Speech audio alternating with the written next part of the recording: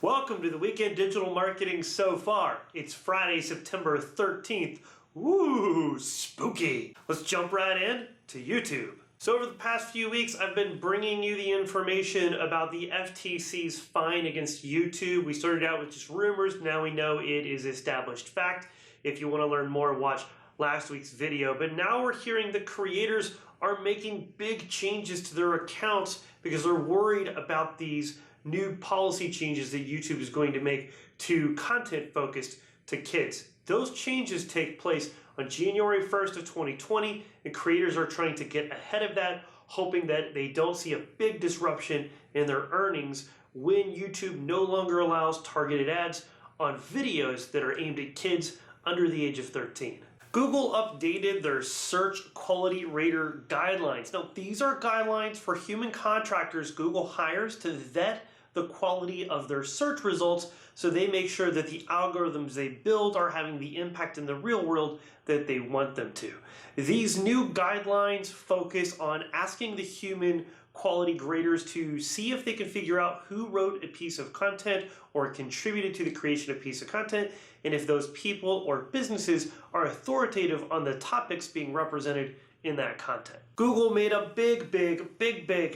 big change this week to something called Nofollow. Those of you who don't know what Nofollow is, essentially it is a way to tell Google or other search engines that you as a website do not endorse a link or content hosted on another website that you're linking to. This has been used by large websites to sort of keep all the people on their website, all of the search value on their website for over a decade, including YouTube, which is owned by Google. Anytime you try to add a link to YouTube or Facebook or Twitter or these other websites, they actually use the nofollow attribute to keep Google and other search engines like Bing from passing any value down across those links. This week, Google announced that nofollow is now going to become a hint and that Google may or may not respect it. They're going to decide that on their own. They also requested that webmasters and developers consider adding two different attributes instead: UGC if the content is created by a user, or sponsored if the link or the content around the link was paid for by someone to be placed there. After all of this, Google employee Gary Eves, I never know how to say your last name, Gary, sorry about that, clarified that this hinting will also be applied to Meta robots tags that include the nofollow attribute.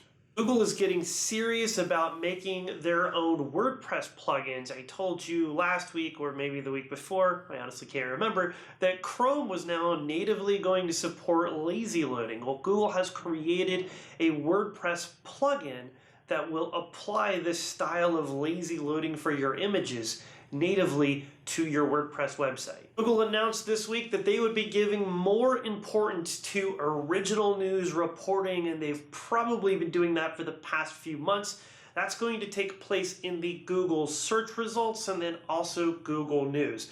That means that they're trying to find articles that are the original source for a piece of news and surface those first, not the websites that can come along and summarize or provide other information about that news story. Google also stated this week that their systems are not yet able to determine the accuracy of a piece of content. Yes, you heard that correctly. Google, the company that gives you answers in an answer box, also isn't quite actually sure if those answers are correct. Google officially sunset the old Search Console, or as many of us know it, Webmaster Tools this week.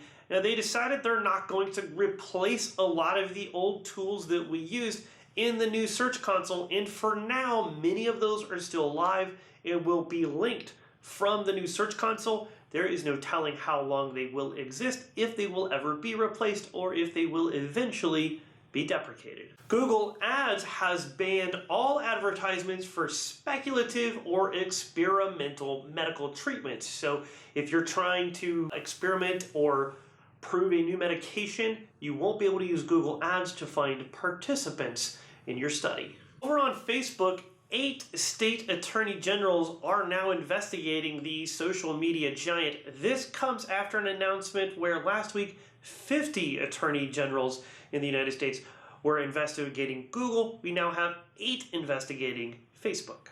Facebook published a blog post in their newsroom detailing exactly how and why they use the location information in the background from your mobile device. This comes just days before a new iOS is set to be released, which Apple tells us will actually reveal when apps are using your location in the background. It looks like Facebook is trying to get ahead of anything that might upset users by telling them that they automatically find this location when they connect to certain connections, or when they're moving around, they use their GPS to sort of determine where they are in order to help better serve them. Bank of America put a report out this week that says that Facebook app installs are declining 15% and Instagram app installs are declining by 9%. There is no official rebuttal to this yet from Facebook Inc., although I'm sure we will hear something soon. Over on Facebook-owned Instagram, the cybersecurity firm Check claims that fake Instagram accounts are going to cost brands who participate in influencer marketing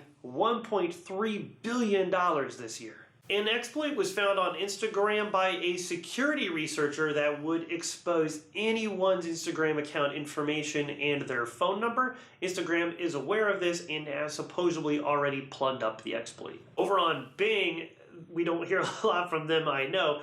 After the hubbub about Google's nofollow change and deciding to consider it just a hint and not a strict rule, Bing came out and said they've actually always treated the nofollow attribute this way on links. So if you're out there and you've ever thought you saw some sort of ranking benefit out of nofollow links, you're probably correct, at least if that benefit was coming from Bing.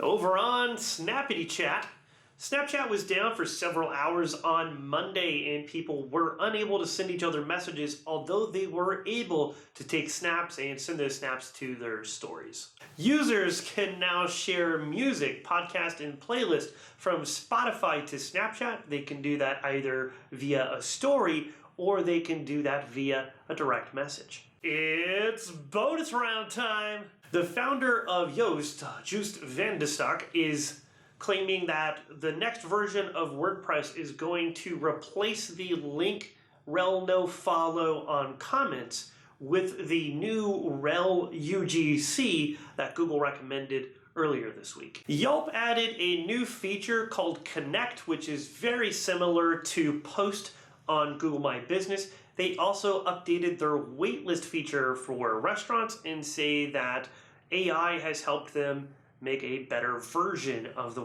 PubCon, one of the largest and best digital marketing conferences in the world, turns 20 this year. The founder of PubCon, Brett Tabke, did a great interview with Search Engine Journal for their podcast. I highly recommend giving that a listen. That's it for the week in digital marketing so far. Thank you everyone for tuning in and for subscribing. If you liked this video or any of my previous videos, please go ahead and give me a big ol' thumbs up. And if you haven't yet, I'd really appreciate it if you went down below and smashed on that subscribe button or tap that notification bell. Until next time.